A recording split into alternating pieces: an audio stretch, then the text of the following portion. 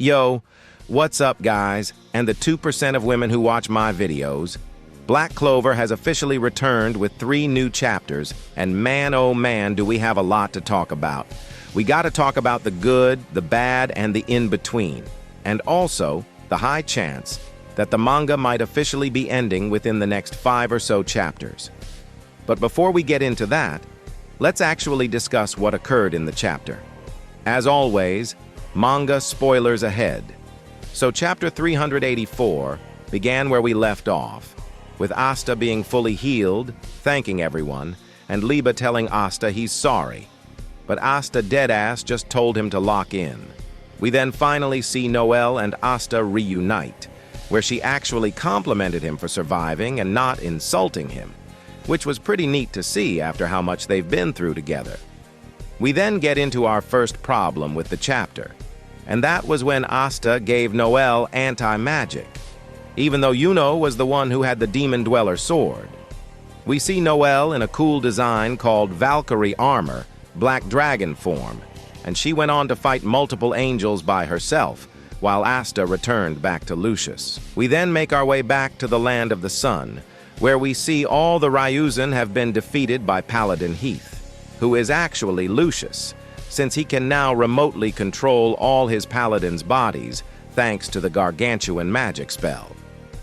Lucius was holding Ryu up by the neck until we learned that this dude is a bona fide S-tier stalker. This dude Ryu really was watching Asta since he was a little kid with no magic, and through Asta he found his old friend Yami, and that made Ryu escape from the harsh reality that he can't use magic and had to give up on his dream.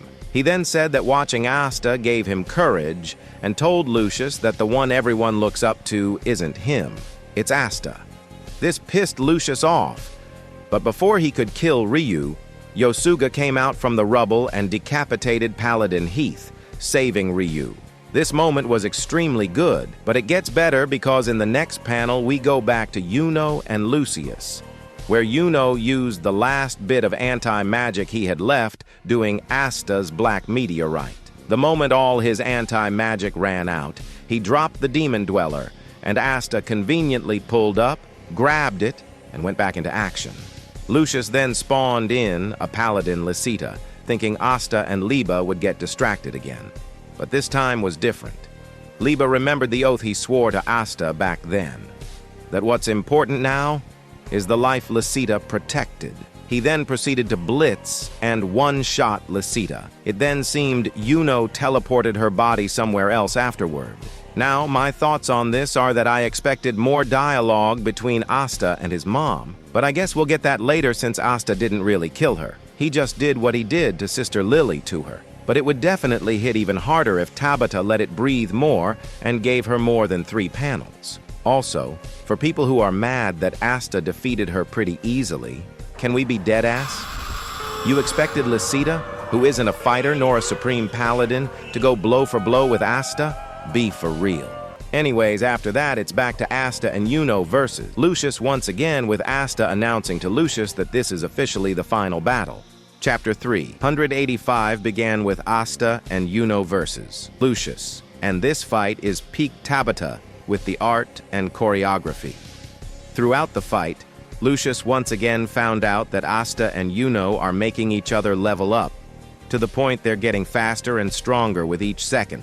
I'm telling you, when this series ends, Asta and Yuno are gonna be by far the greatest rivals in new-gen anime, even though they already are. We then go back to the other Paladin fights, with Mereoleona beating the brakes off a seer and the Diamond Kingdom fighting Morris. That was until we see Morgan, if you even want to call that thing Morgan, because that dude is literally spamming light and darkness attacks everywhere to the point no one can get near him.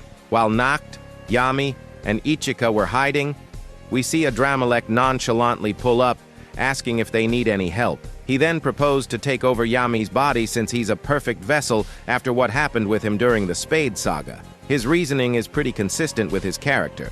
He finds humans more interesting and wants to see how it all ends. He then started acting like Vanika's freaky ass and got all jittery and excited just knowing he didn't know what would happen next following humans. This is either gonna end with Yami throwing a Dramelech a Black Bull's robe or a Dramelech having his own ulterior motive. Only time will tell. Yami took that gamble and they both fused, which gave him the exact same magic as Morgan, since a Dramelech's magic is light magic. It then stated that a Supreme Devil's light magic can destroy paladins. Then a Dramelech dropped a hard-ass bar, saying, "It takes a devil to fight an angel." After that, Yami proceeded to defeat Morgan. Some people I've seen were mad Morgan got defeated that easily, but to be honest, I thought it was okay, since it wasn't actually Morgan. Morgan was defeated when Nacht stabbed him. This thing or monster was something totally different, like one last-ditch effort from Lucius to hold everyone back, which he was doing since they couldn't get close. Aesir, on the other hand, well, we'll get to that, because at the very start of chapter 386, we literally see Mereoleona off-screen her. I mean, I knew Mereoleona was like that, but at least show it. This was when I realized Tabata was rushing to the finish line. But anyway, we went back to Lucius's POV when he basically said F this and dropped the Clover version of an atomic bomb. This spell was called Gargantuan Ultimate Magic, United Force, and Lucius said Asta and Yuno can survive it, but every citizen would be cooked. If Asta or Yuno tried to stop it, Lucius would fry them. That's when we saw something I thought I'd never see. Fuegoleon actually doing something useful. He told Asta and Yuno to focus on Lucius, and then he finally used Spirit Dive. Him and Mereoleona went full-on Dragon Ball mode and used a flame Kamehameha wave, but even that wasn't enough, until they called Leopold for help. Then we saw a triple flame Kamehameha wave mixed with mana method, and that was enough to stop Lucius's spell. I can't believe what I'm reading. Fuegoleon and Leopold have officially graduated from Fraud Tier to OK Tier. We then went back to the main event and saw Asta and Yuno both push past their limits to the point they went into their strongest forms. Or at least I think that's Yuno's strongest form. Asta using Fifth Horn True Devil Union, while Yuno's in this form that I don't even know what to call. But he looks clean as hell. But what if it's not just Yuno's new form? Because part of it looks like Yuno is turning into a paladin if you look around his chest area and hands. So Lucius is definitely cooking something up. After that, we see Asta and Yuno try to blitz Lucius. But if you actually look closely, Lucius was able to block it since he has two swords. So we're most likely going to get thrown into a flashback next chapter since Black Clover is actually ending soon.